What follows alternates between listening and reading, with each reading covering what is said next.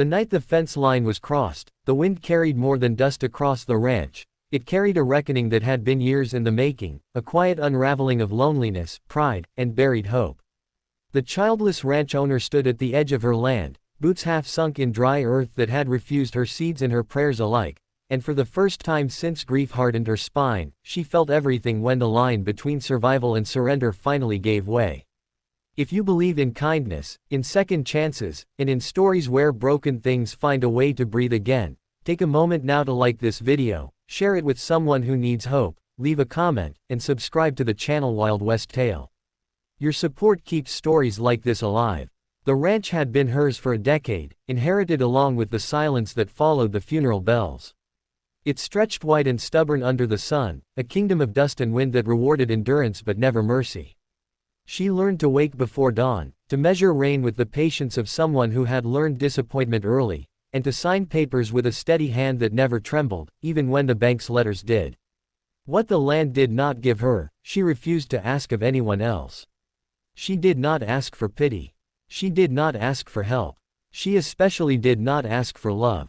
That had been a chapter closed the day the doctor folded his hands and spoke gently of endings before beginnings could start. The cowboy arrived the way changes often do, without ceremony and with little promise. He came for work, not salvation, carrying a bedroll that smelled of campfire smoke and a past he did not volunteer. He mended fences with the focus of a man used to listening more than speaking, and he worked cattle as if each animal deserved dignity. The ranch owner noticed how the land responded to him, how gates stopped groaning when he touched them, how horses settled under his calm. She told herself it was nothing. People notice patterns when they are tired. People imagine meaning when they are alone. Days stacked into weeks. The sun burned, then softened.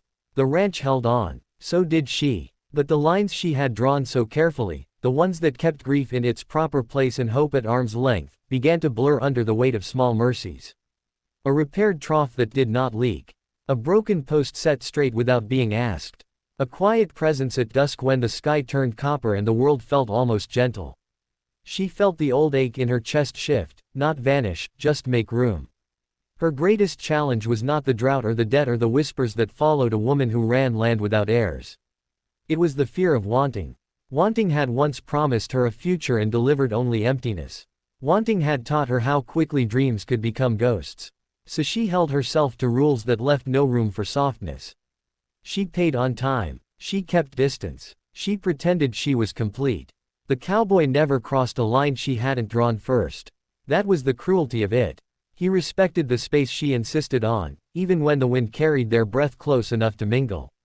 He listened when she spoke of soil and seasons, of numbers and necessity, and he never looked at her with the kind of pity that curdled gratitude. He looked at her like a person, not a problem to be solved. In a life built on endurance, that felt like a luxury she could not afford. Change rarely announces itself. It creeps in while you are busy surviving. One evening, the fence on the north pasture failed, not because of neglect, but because everything breaks eventually.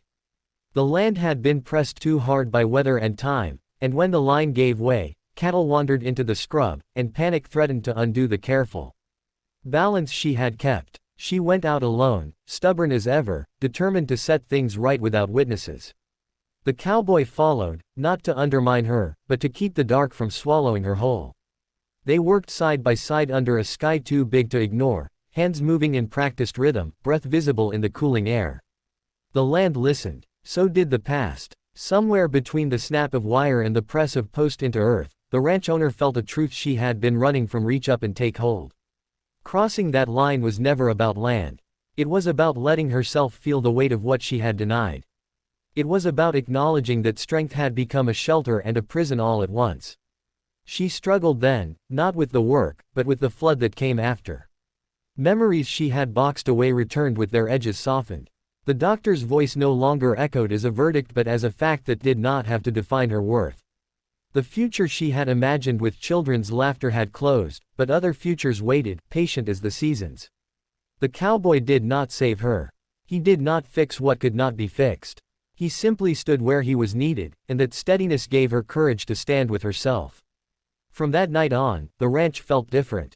Not easier, but honest. She began to ask for help when help made sense. She learned that independence did not require isolation. The cowboy became a constant, not as a promise of romance, but as proof that companionship could exist without erasing boundaries. He respected her grief and her grit, and she learned to respect her own longing without letting it rule her. The land responded in quiet ways. Grass pushed through in places long barren. The cattle calved without loss. Rain came, not in floods, but enough. None of it was magic. All of it was earned. The ranch owner found herself smiling at small victories, the kind that never make headlines but change lives. She spoke to the land as if it could hear her, thanking it for holding on while she learned how to do the same. Time did what time always does. It tested them. There were rumors and raised brows, bank meetings and lean months.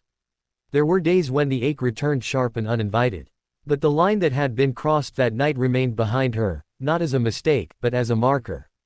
On one side lived fear disguised as strength. On the other lived a harder, kinder truth.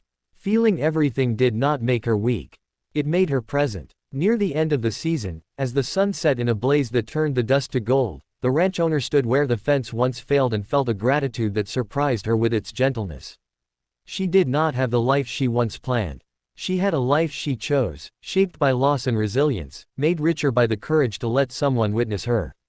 The cowboy moved on eventually, as cowboys often do, leaving the land better than he found it. What he left behind was not absence, but a lesson that stayed rooted. If this story has touched your heart, if it reminded you that healing can be quiet and courage can look like letting yourself feel, please like the video, share it with someone who needs hope, and subscribe to Wild West Tale so more stories like this can find their way to the people who need them. Before we reach the end, take a moment to comment below and tell us what part of this journey stayed with you the most, or share your own story of a line you crossed that changed everything. The ranch still stands, white and stubborn under the sky, and the woman who owns it walks its boundaries with a softer step. She knows now that some lines are meant to be crossed, not in haste or hunger, but in honesty. And when the wind moves through the posts at night, it carries a truth she has learned to trust. Feeling everything is not the end of survival, it is the beginning of living.